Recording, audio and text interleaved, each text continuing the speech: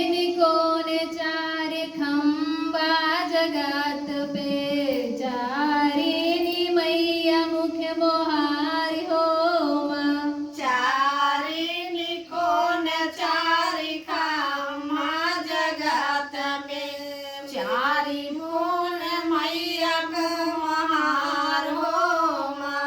चारी कोण चार खंबा जगात पे चारी मैया मुख्य मोहार हो चारिणी कोण चारि खंबा जगत में चारि मोन मैया महार हो माँ।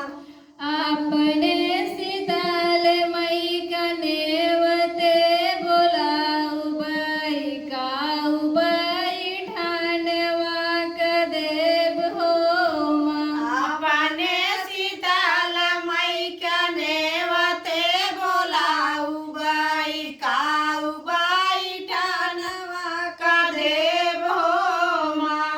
बैठने